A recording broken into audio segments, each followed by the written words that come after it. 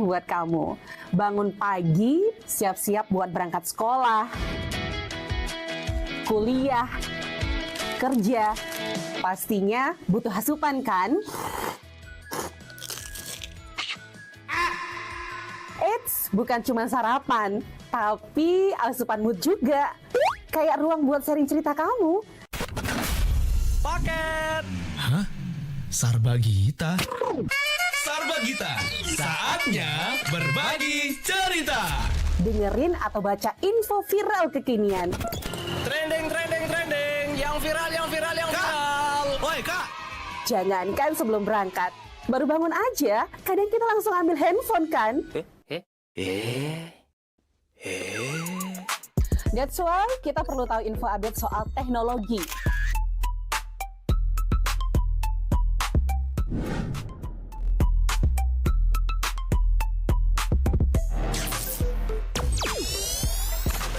Kamu udah pakai AI yang mana nih? BTW, kalau habis berkegiatan, mood kan turun tuh. Bangkitin lagi, request lagu di Pro2 FM. Waktunya Pro2 Hitlist. Perut lapar. Kita ini lapar. Dengerin rekomendasi kuliner dan jajanan UMKM bikin ngiler. Habis makan, udah kenyang, jangan lupa self-reward. Bukan self-reward itu ya, tapi ini.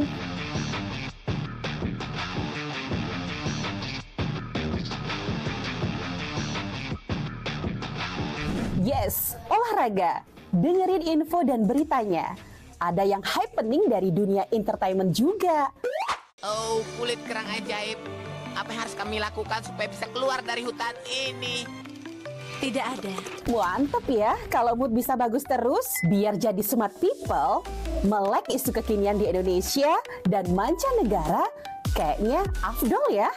Tradisi Bu Pertiwi alias Tanah Bali jangan dilupain. Cek Dewasa Ayu, gatre terkini seputar Bali. Dan dengerin lagu Bali juga.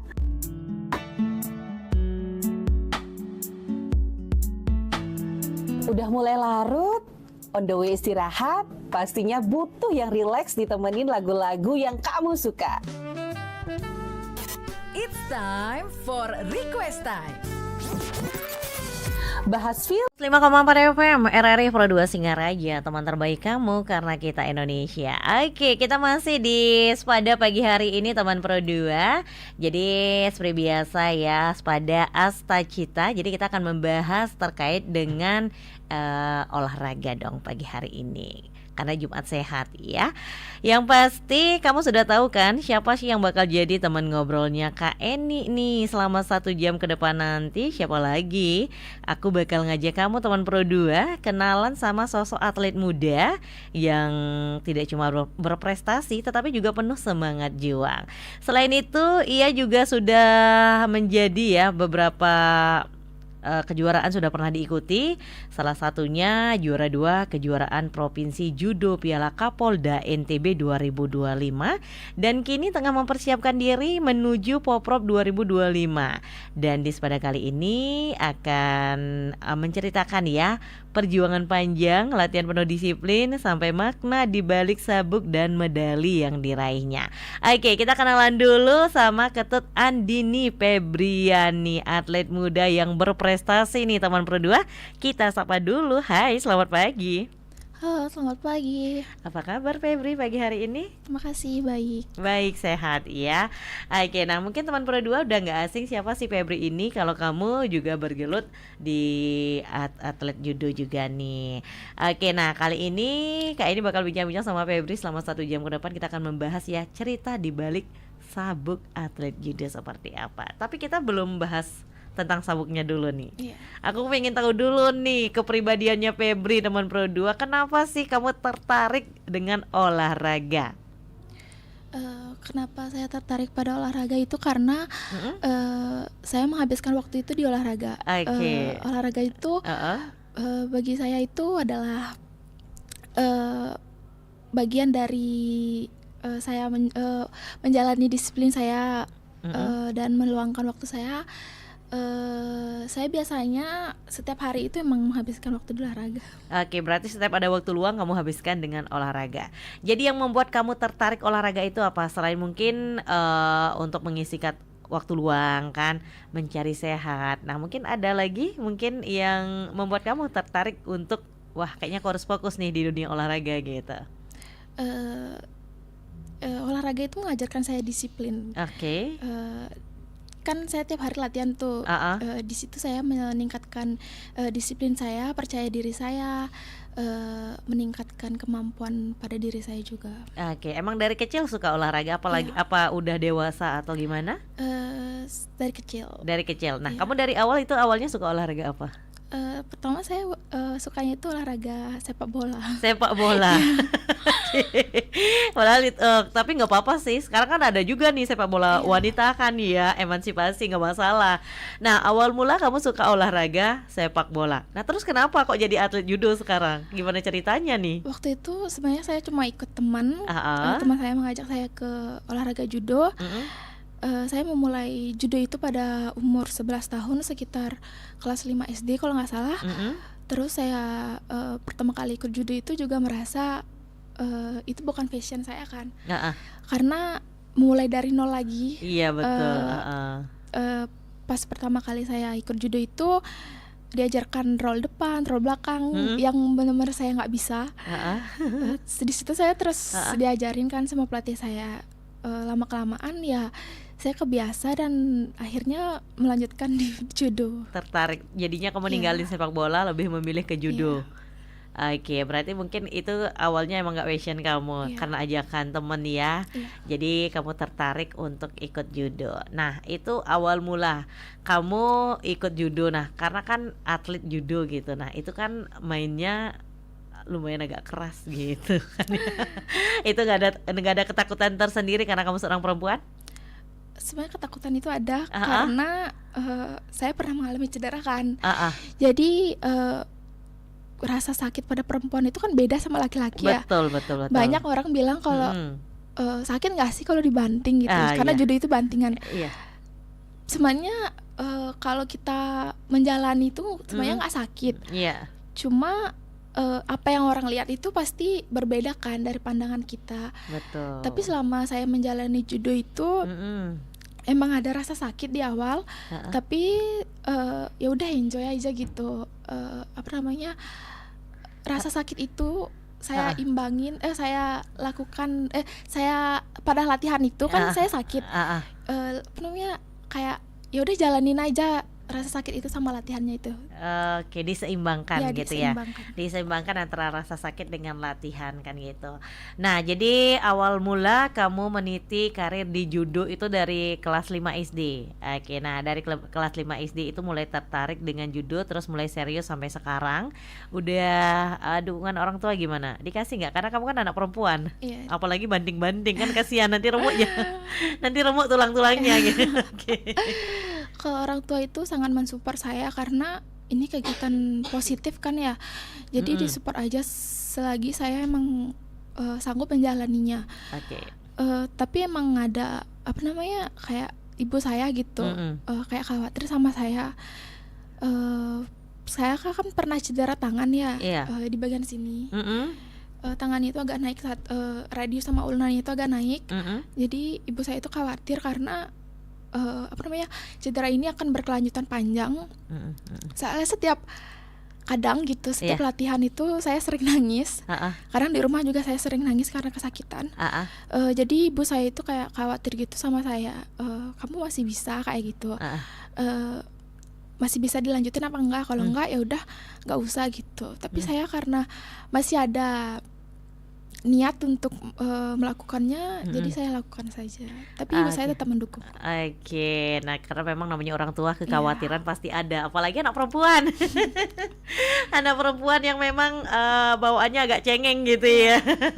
Sekarang dihadapkan dengan olahraga yang main banting-banting gitu. Tapi kan istilahnya meskipun olahraganya itu main banting-banting, tapi kan ada trik-triknya gitu kan yang nggak selalu membahayakan diri kamu. Nah, Nah, bisa diceritain nggak sedikit Febri, pengalaman pertama kamu ikut tanding di judo? Punya pengalaman tersendiri nggak yang mungkin bisa kamu kenang nih seumur hidup kamu menjadi seorang atlet gitu? Waktu pertama kali itu saya tanding kalau nggak salah di Badung kalau nggak salah. Itu cuma kejuaraan provinsi. Itu saya juara 2, kalah di perebutan 1-2.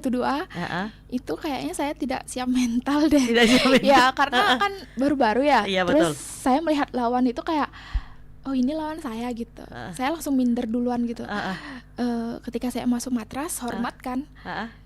Terus hormatnya itu sekitar 2-3 kali. Itu pas hormat musuh, hormat lawan, itu saya udah minder duluan kayak udah nggak tahu mau ngambil teknik apa, udah blank gitu udah loh. blank Iya. Karena groginya mungkin Iya. ya pertama kali gitu. Terus selanjutnya gimana? Terus kan saya udah nggak tahu mau ngambil teknik apa, udah saya pasrah aja gitu. Saya udah nggak bisa ngelawan, saya cuma megang, dia diambil sama musuhnya, saya udah jatuh, dan tiba-tiba udah musuhnya menang aja. Udah nggak tahu karena Iya. pikirannya kamu udah nggak fokus kan Iya. gitu kan ya. Nah mungkin itu bisa jadi pengalaman kamu tersendiri gitu. Jadi untuk kedepannya biar kamu bisa fokus gitu. Kalau mau tanding ya udah tanding, nggak usah minder. Nah kamu mindernya itu karena apa? Karena lawannya kamu lebih gede bodinya atau gimana? Atau mungkin pengalaman lawannya lebih banyak atau gimana nih Feb?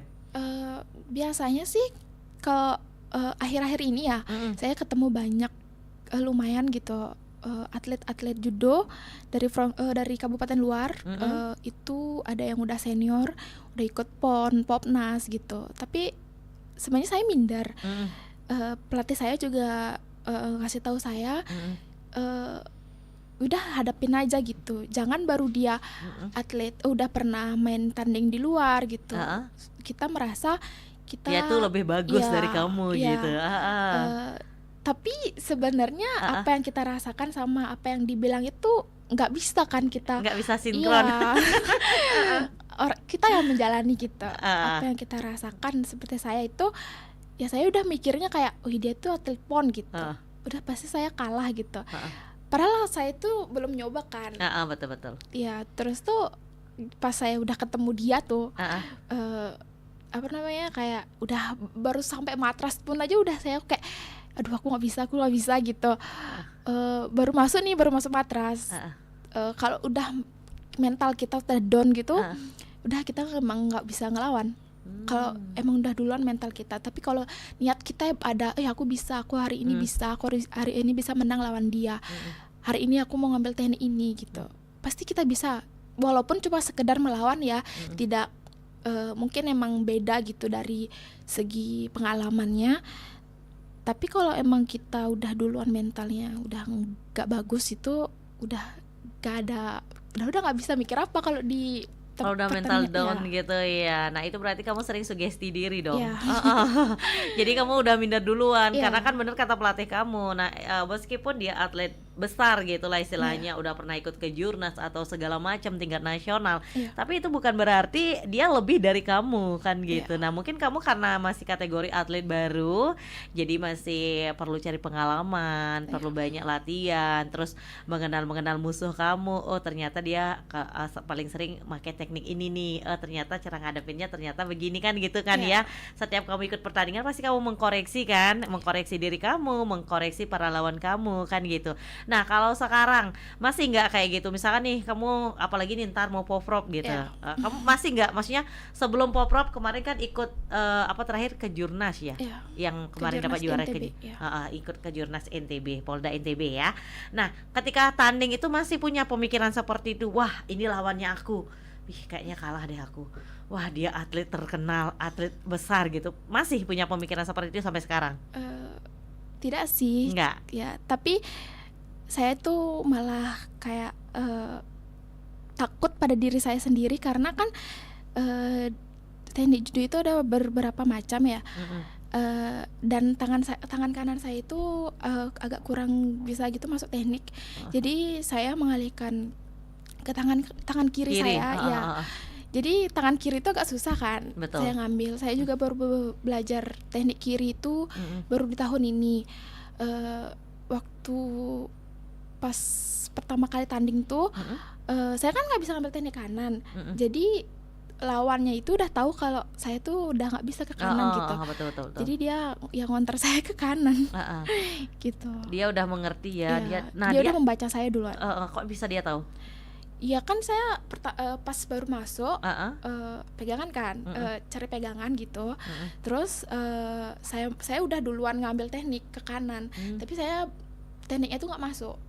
Jadi pas saya kembali pegangan lagi, udah dia langsung ngonter saya ke kanan gini. Oh, karena mungkin dia tahu ya. Oh, ternyata titik Sebenarnya lemahnya. musuhnya ini tuh udah pernah beberapa kali ketemu di Bali. Soalnya dia gitu. dari Bali juga. Oh gitu. Jadi mungkin udah dibaca kali ya. Iya. Oh kayaknya nih yang lemah di kanan. Udah serangnya ke kanan aja, jangan ke kiri.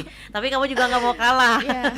Kamu harus tetap bertahan meskipun dengan kiri kan gitu. Karena memang kita karena biasanya kan kita diajarkan udah dari kecil juga kan pasti selalu menggunakan tangan kanan kan gitu kan ya. Tangan kiri kan hanya tertentu aja kan gitu. Nah tapi dengan kondisi seperti sekarang yang mengharuskan kamu menggunakan tangan kiri itu pasti harus adaptasi juga, agak susah kan gitu. Nah itu perlu pemahaman berapa lama nih untuk membiasakan diri kamu menggunakan tangan kiri? Karena saya baru cedera waktu tahun 2024 akhir, jadi saya belajar kiri itu dibantu juga pelatih saya, kayak diyakinin kamu bisa kok tangan kiri gitu, kayak coba aja. Jadi kan karena porprov saya mengikuti porprov kan, latihan itu pagi sore, jadi ya saya mendalami teknik itu. Saya belajar terus setiap hari hingga akhirnya saya bisa juga. Jadi berarti sekarang udah biasa? Udah. Febri menggunakan tangan biasa. kiri, udah biasa gitu ya. Tapi kemarin berarti pas tanding pakai tangan kiri juga kan? Iya. Tapi kamu berhasil jadi juara, luar biasa. Hai teman Pro 2, luar biasa kan ya. Cerita singkat tentang pengalaman pribadi Feby sendiri.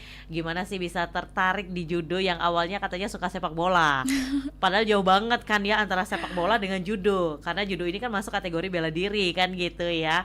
Nah jauh banget nih. Tapi Febri dengan semangat kegigihannya untuk menekuni judo yang akhirnya meninggalkan sepak bola, tapi bisa membuat dia meraih kemenangan juga di Kejurnas kemarin ya. Jadi teman Pro 2 yang pengen tahu juga seperti apa sih olahraga judo, terus tingkatan-tingkatan sabuknya seperti apa, karena bela diri kan semua ada tingkatan sabuk gitu kan ya.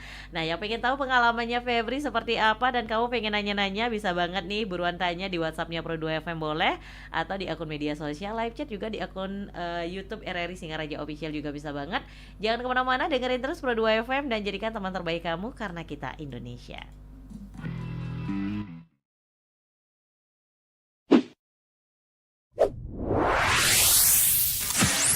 Pro 2 FM. Hey, this is Taylor Swift. This is Brennan from Panic at the Disco.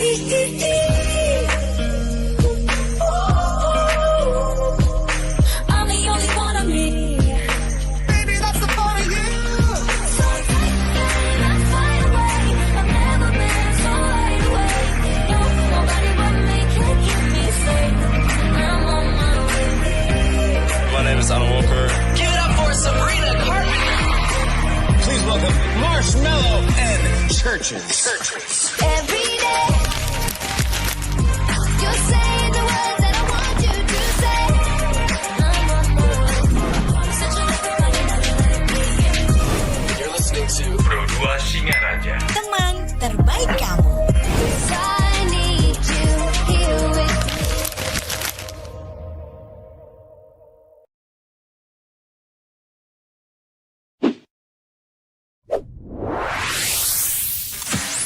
Pro 2 FM. Hey, this is Taylor Swift. This is Brennan from Panic at the Disco.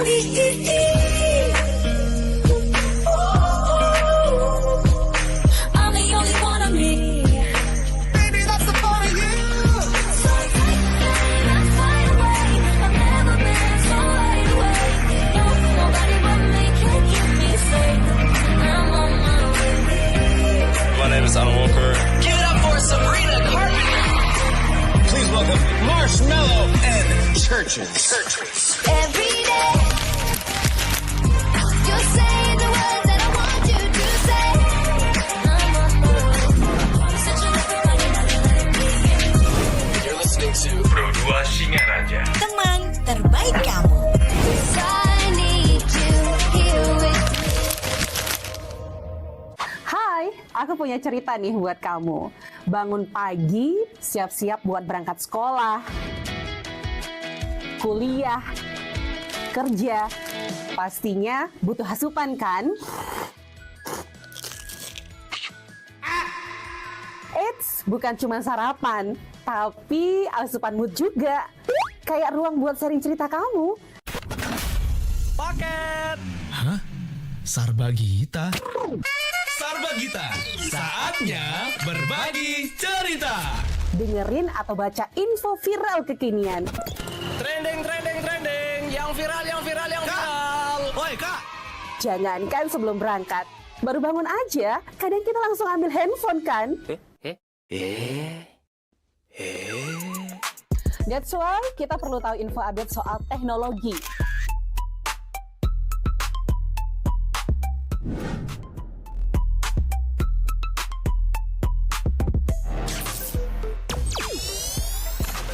Kamu udah pakai AI yang mana nih? BTW, kalau habis berkegiatan, mood kan turun tuh. Ini merupakan salah satu olahraga yang masuk di seni bela diri kan, Febri ya. Oke, nah jadi buat kamu mungkin yang pengen tahu olahraga judo itu seperti apa, karena tadi kan Febri udah sempet bilang kalau judo ini adalah olahraga yang main banting gitu, asal banting aja. Entah itu anak siapa ya udah dibanting kan gitu ya, asal lawan dibanting kan gitu. Oke, nah mungkin bisa dijelasin sedikit nggak sih Febri, olahraga judo itu seperti apa gambarannya biar teman Pro 2 pada tahu nih. Menurut saya olahraga judo itu merupakan olahraga bela diri yang berasal dari Jepang kan. Olahraga bela diri yang ada beberapa teknik, khususnya teknik kuncian, bantingan, di mana ketika melempar, mengunci gitu, itu ada beberapa jenis tekniknya. Dibagi dari teknik kaki, pinggang, kemudian ke atas. Terus ada nanti kalau ketika kita sudah terjatuh itu ada namanya teknik newaza, teknik main bawah. Itu ada cekekan, patahan, kuncian biasanya di bawah itu. Itu aja sih. Banyak banget. Ya. Banyak banget. Nah, kamu sampai hafal semua teknik itu perlu belajar atau menekuni judo berapa tahun? Karena saya dari kelas 5 SD itu sekitar 11 tahun, dan saya sekarang berumur 18 tahun, jadi sekitar 7 tahun ya. Tapi awalnya hafalnya itu setelah menekuni judo berapa lama? Tergantung tingkatan ya sebenarnya. Gitu. Ya. Oke, berarti dikasih tahu kunci-kuncinya itu tergantung tingkatannya. Berarti nggak langsung pertama kamu ikut judo nggak langsung dipaparin, oh ini loh teknik-teknik di judo, nggak gitu. Jadi setiap tingkatan sabuk itu diajarin teknik-tekniknya. Tingkatan sabuk judo itu kan ada 7. Namanya tingkatan warna Q.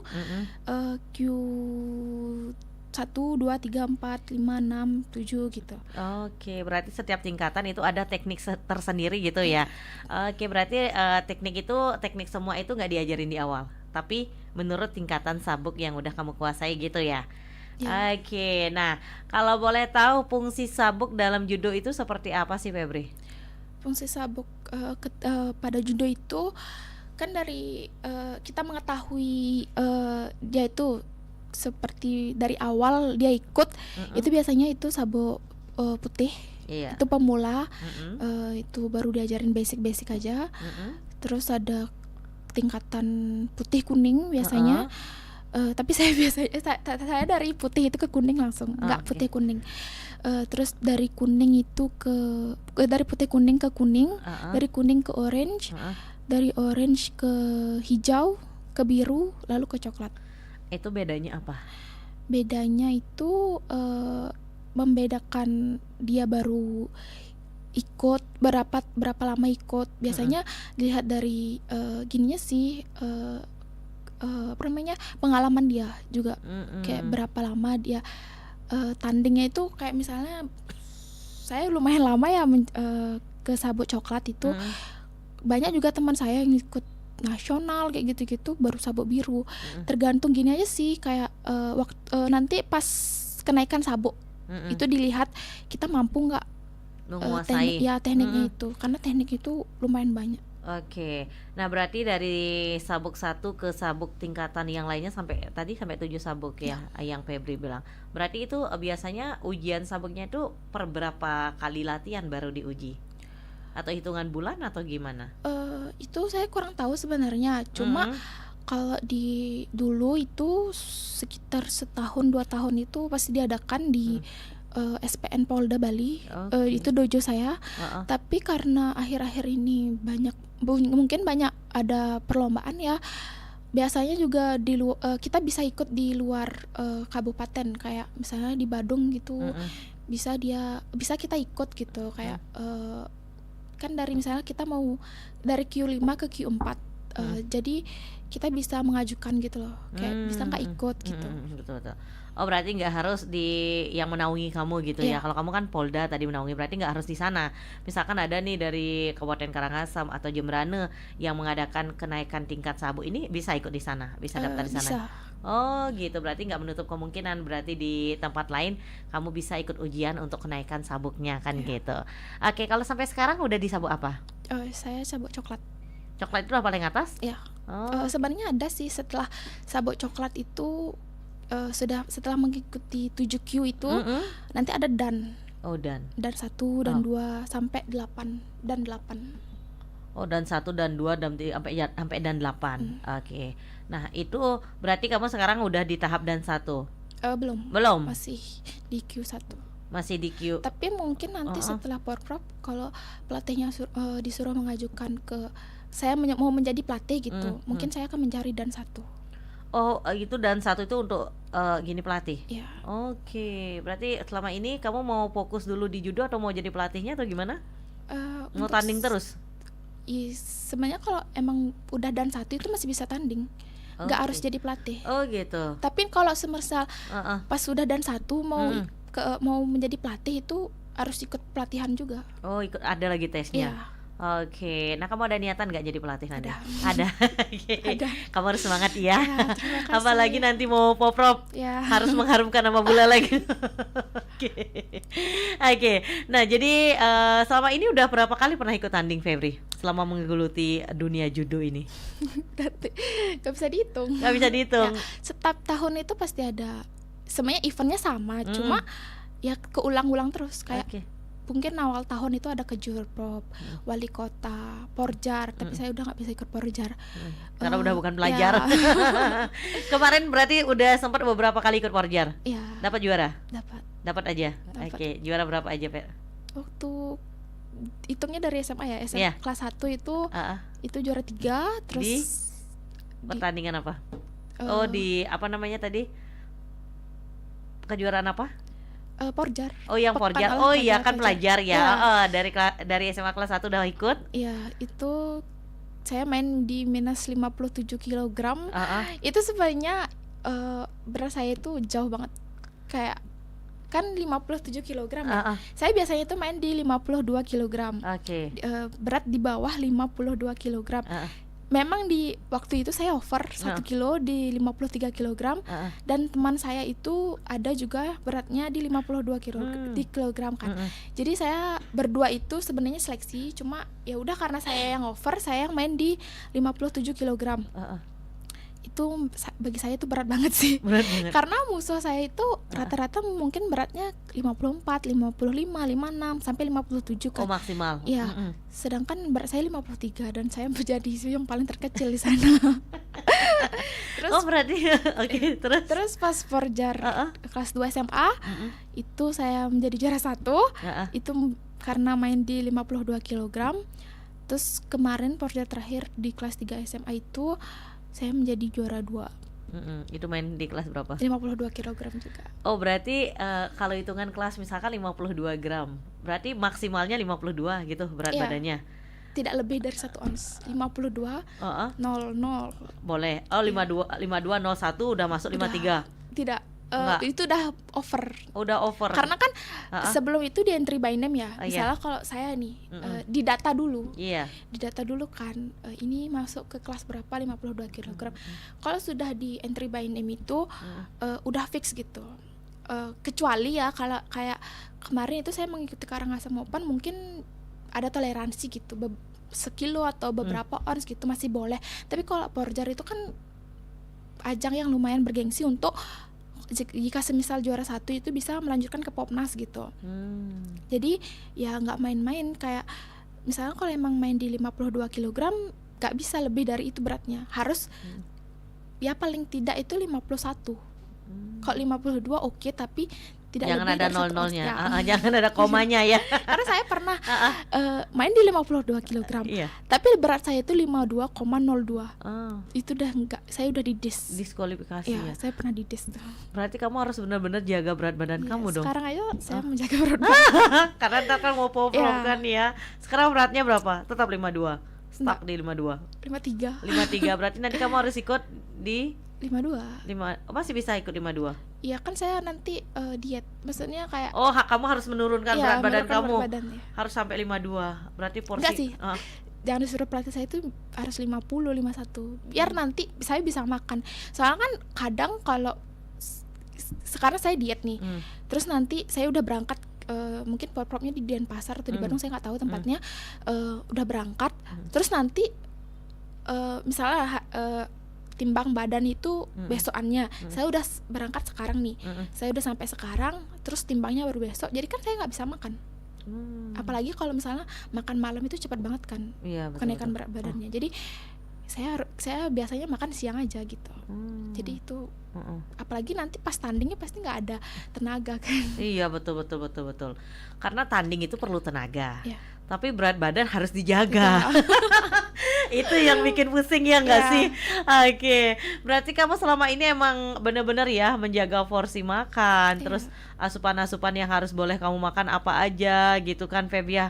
Wah, itu tantangan luar biasa. Pernah nggak kamu punya pengalaman ketika tanding tiba-tiba badan kamu lemes gitu? Mungkin karena tadi kamu bilang siang nih udah timbang gitu misalkan kan, jadi kamu harus makan siang aja, sedangkan besok mau tanding.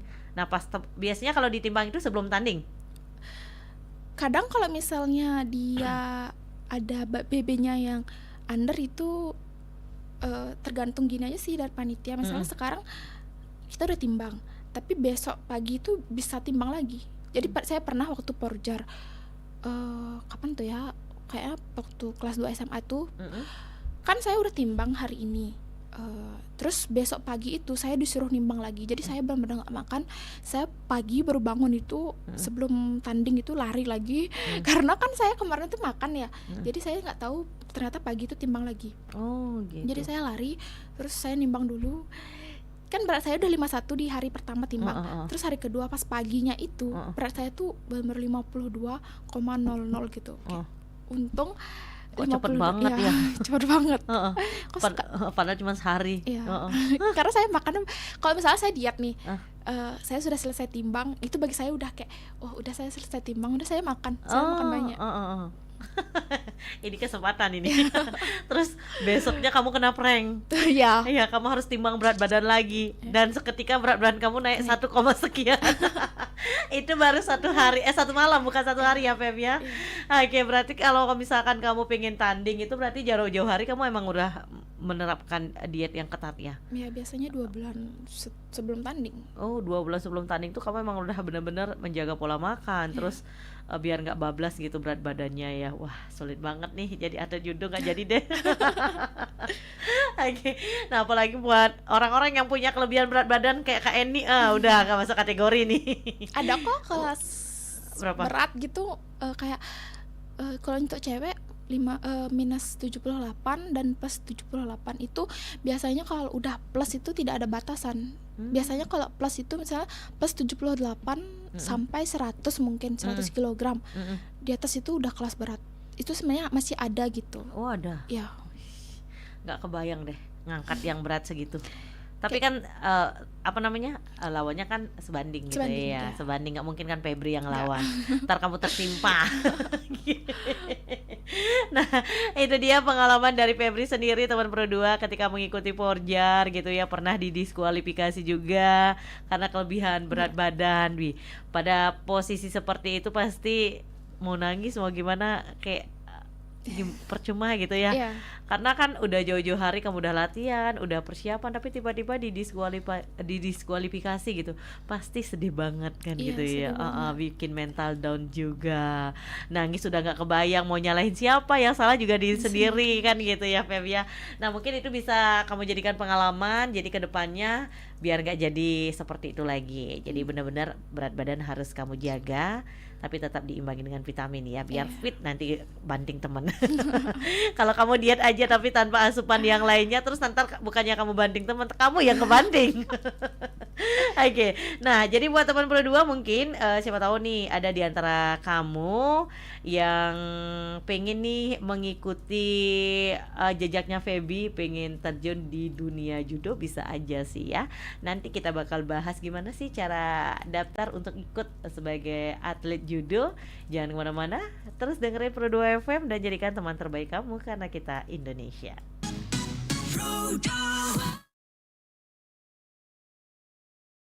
Hai, aku punya cerita nih buat kamu. Bangun pagi, siap-siap buat berangkat sekolah, kuliah, kerja. Pastinya butuh asupan kan? Eits, bukan cuma sarapan, tapi asupan mood juga.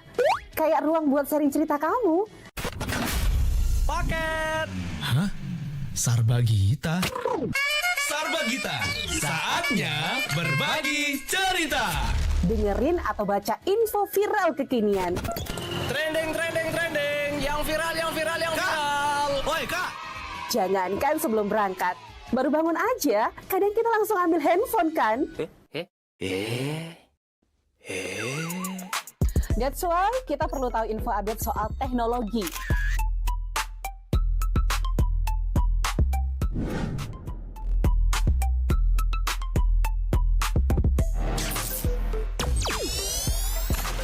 Kamu udah pakai AI yang mana nih?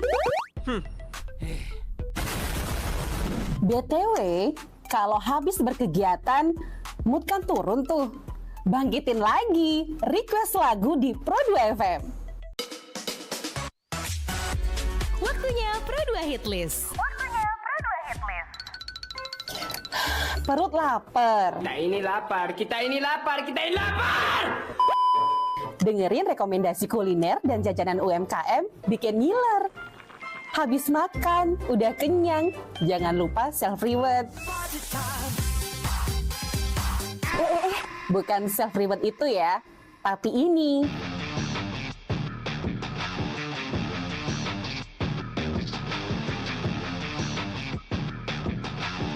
Yes, olahraga. Dengerin info dan beritanya. Ada yang happening dari dunia entertainment juga. Oh, kulit kerang ajaib. Apa yang harus kami lakukan supaya bisa keluar dari hutan ini? Tidak ada. Mantep ya, kalau mood bisa bagus terus, biar jadi smart people, melek isu kekinian di Indonesia dan mancanegara, kayaknya afdol ya. Tradisi Bu Pertiwi alias Tanah Bali jangan dilupain. Cek Dewasa Ayu, gatre terkini seputar Bali, dan dengerin lagu Bali juga.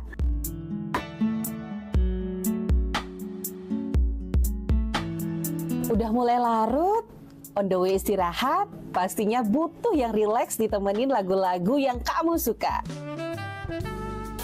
It's time for request time. Bahas film,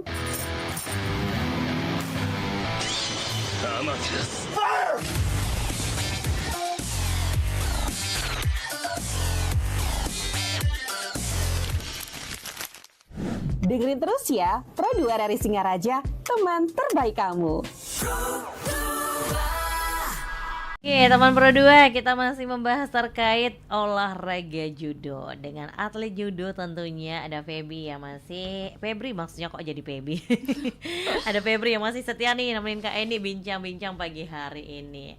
Oke, nah jadi tadi Febri udah jelasin banyak banget nih terkait pengalamannya ikut tanding di judo. Terus yang memotivasi dia apa sih untuk ikut atau fokus ya di sebagai atlet judo ini, dan sekarang kan persiapan menuju Poprov Bali 2025. Itu Poprovnya bulan September ya? Iya. Berarti lagi 2 bulan. Iya. Juli, Agustus, September, benar lagi 2 bulan. Nah, persiapan kamu untuk mengikuti Poprov selain mental nih yang kamu siapin, apa aja nih persiapannya, prepare? Siapa tahu kamu nanti dapat lawan yang sefrekuensi biar jadi juara.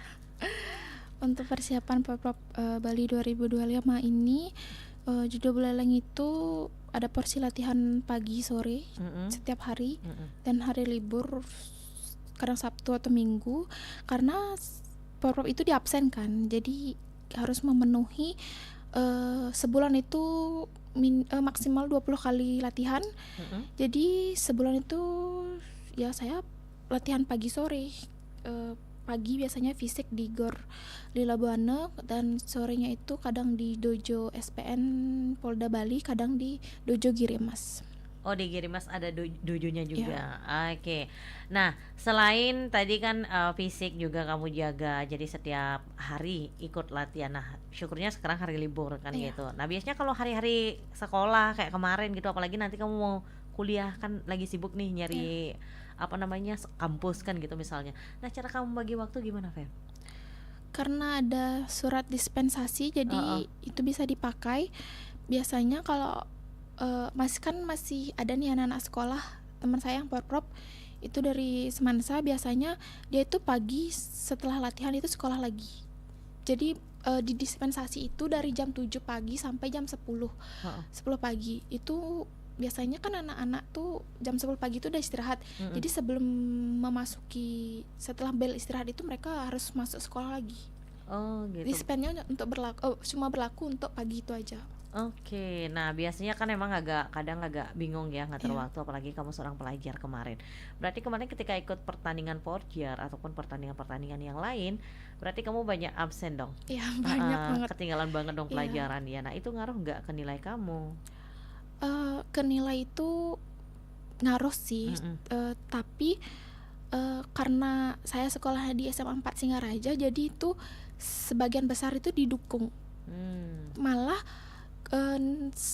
kan kita dispen nih, mungkin ke beberapa mata pelajaran itu ada nilai saya yang menurun ya, tapi di beberapa mata pelajaran itu malah ada yang naik, seperti mungkin di nilai penjas ya, itu karena kita ada prestasi itu malah naik nilai kita, karena kita ada prestasi gitu.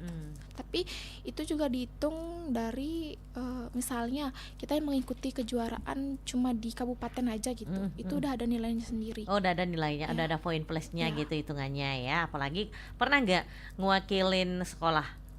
Kalau pekan olahraga pelajar yang wakil sekolah. Oh, emang dari sekolah ya? Sekolah yang daftarin itu ya? Enggak. Tetap kita di cabang olahraga cuma karena pekan olahraga pelajar jadi kita juga membawa sekolah, selain membawa buleleng ya. Oke. Oh iya, karena pelajar ya. Jadi biar gak dikira kamu nanti siswa bodong gitu. Makanya tahun depan kan kamu udah nggak bisa ikut Porjar kan. Berarti ini kali terakhir kamu ikut Porjar. Tapi luar biasa, sudah bisa menorehkan juara 2 kemarin ya. Terakhir juara 2. Waktu kelas 1 kan juara 2 juga. Oh, juara 3. Terus SMA kelas 2 juara 1. Sekarang juara 2. Udah komplit 1, 2, 3. Tengah-tengah lagi ya. Tengah-tengah juara satunya. Udah pas banget nih. Jadi udah banyak banget nih prestasi yang ditorehkan oleh Febri sendiri ketika fokus dengan judo. Nah, mungkin ke depan harapan menjadi seorang pelatih, tadi kan kamu sudah sempat bilang pingin gitu ya. Karena menurut kamu ke depan, masa depan kamu di judo gimana? Sudah ada bayangan, sudah terpikirkan nggak? Udah. Jadi kan saya sekarang ini melanjutkan pendidikan di Universitas Pendidikan Ganesha dan mengambil jurusan Fakultas Olahraga dan Kesehatan. Jadi selain saya mungkin nanti jadi pelatih di dojo juga kan, anak-anak judo Buleleng. Mungkin saya akan mengambil juga nanti setelah mungkin menjadi guru ya nantinya. Saya akan mengajar ekstra mungkin di beberapa sekolah, di sekolah yang saya akan ajar gitu. Saya akan membuka ekstra kurikulernya di sana. Oke, khusus untuk judo. Karena biasanya kalau sekarang ekstrakurikuler SMA masih ada ekstrakurikulernya? Masih ada. Nah, kalau kemarin selama kamu SMA itu di sekolah ada ekstra judo juga? Tidak ada. Lebih ke silat mungkin. Oh, silat ada. Oh, berarti sekarang masih ya kalau di tingkat SMA itu masih ada ekstrakurikuler ya, masih kayak dulu zaman Kak Eni. Kak Eni udah zaman berapa gitu, nggak usah ditanya. Oh, berarti masih tetap ada ekstrakurikuler, tapi setahu kamu untuk di tingkat SMA sampai saat ini belum ada ekstrakurikuler judo. Oke, nanti kamu ingin mencetuskan ketika sudah menjadi seorang guru. Berarti harus nunggu 4 tahun lagi dong. Kan 4 tahun lagi baru sarjana. Oke. Nah, siapa nih yang nanti calon-calon gitu. Calon-calon anaknya yang mau diajar sama Febri harus siap mental karena nanti diuji di judo. Biar nggak down mentalnya. Karena kan tadi judo Febri sendiri juga sudah menjelaskan berkat judo kamu jadi disiplin. Jadi berkat judo juga kamu meraih banyak prestasi, yang pasti banyak pengalaman yang sudah kamu dapatkan ketika menekuni judo. Nah, boleh tahu nggak sih Feb pengalaman yang paling berkesan dan yang paling menyedihkan mungkin yang selalu kamu ingat selama terjun di judo ini? Untuk pengalaman paling berkesan itu saya kan anaknya gini ya, tidak terlalu banyak punya teman. Jadi ketika saya ketika ikut judo itu saya mengenal dunia bela diri kan. Banyak teman-teman saya yang ternyata sefrekuensi sama saya. Saya mudah bergaul, saya mempunyai teman-teman dari luar kabupaten. Saya banyak pelatih-pelatih itu kan juga biasanya kan mengajak saya try out kan keluar gitu, latihannya biar nggak bosan di sini-sini aja, jadi try out keluar daerah kayak ke Denpasar, ke Badung gitu, jadi saling mengenal satu sama lain. Jadi setiap gini tuh nggak harus kita ketemu saat bertanding aja gitu. Biasanya gitu. Oh, berarti bersilaturahmi sebelum tanding. Jadi mungkin itu yang membuat kadang musuh itu tahu, oh ternyata aku sama Febri nih ntar tanding. Oh, orangnya kayak gini, aku udah pernah ketemu. Berarti udah bisa ditebak. Oh, dia nggak bisa main kanan main kiri gitu. Jadinya kan gampang ditebak jadinya ya Febri ya, karena dia mungkin tadi kamu bilang karena memang pelatih memperkenalkan. Nah, mungkin itu juga salah satu menjadi siasat para pelatih kamu, jadi agar kamu nggak minder kan gitu ya. Apalagi tadi di awal kamu juga bilang udah kalau misalkan udah minder, kalau udah down mental kamu ya udah susah, kamu nggak bakal bisa bergerak, nggak bisa ngelakuin apa-apa gitu. Tapi selama ini karena udah cukup lama kamu menggeluti judo ini sendiri, masih nggak punya pemikiran seperti itu sampai sekarang? Kalau misalkan ketemu lawan gitu masih punya pemikiran, kayaknya nih nggak bisa deh aku lawan, kayaknya aku kalah deh, ini masih punya sugesti seperti itu? Masih nggak bisa dia, masih sedih. Jujur nggak bisa dihilangin.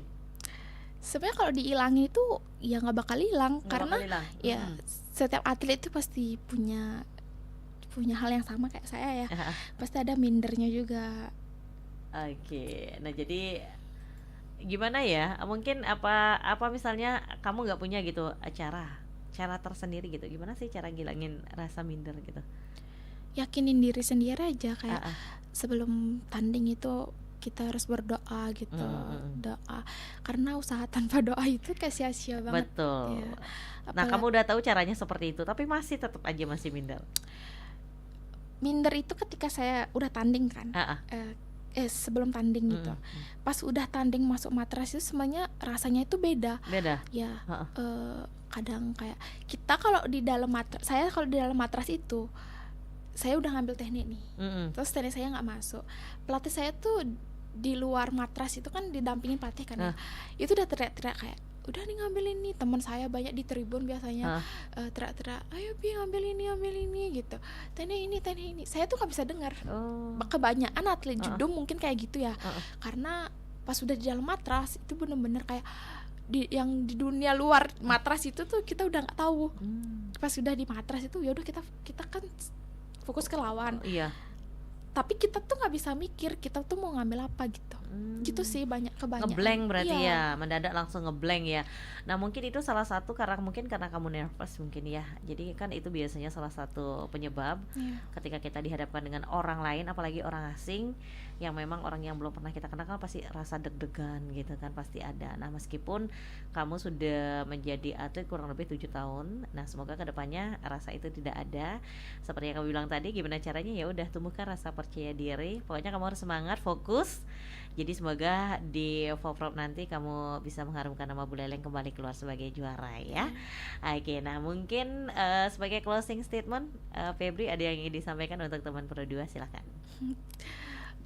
Saya ingin menyampaikan kalau judo itu mengajarkan kita jatuh, lalu bangun, lalu coba lagi. Jadi bagi saya kegagalan itu adalah kesempatan untuk kita meningkatkan kualitas diri pada diri kita sendiri. Oke, terima kasih Febri sudah meluangkan waktu pagi hari ini ya. Sudah cerita banyak banget nih pagi hari ini sama teman Pro 2, pengalamannya dia ikut di judo selama 7 tahun ya, sampai sekarang sudah banyak juga pertandingan yang sudah dia ikuti.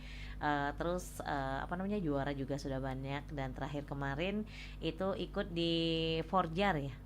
Kemarin Forjar bener. Kejuaraan NTB. Kejuaraan NTB yang terakhir ya. Kejurnas ya. Kejurnas NTB yang bisa meraih juara 1.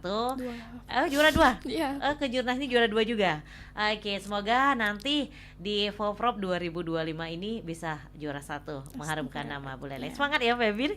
Oke, terima kasih teman Pro 2 yang sudah setia banget nih dengerin obrolan kita kurang lebih selama 1 jam ke belakang tadi. Yang pasti jangan lupa dengerin terus Pro 2 FM dan jadikan teman terbaik kamu karena kita Indonesia. Pro 2 FM, teman terbaik kamu.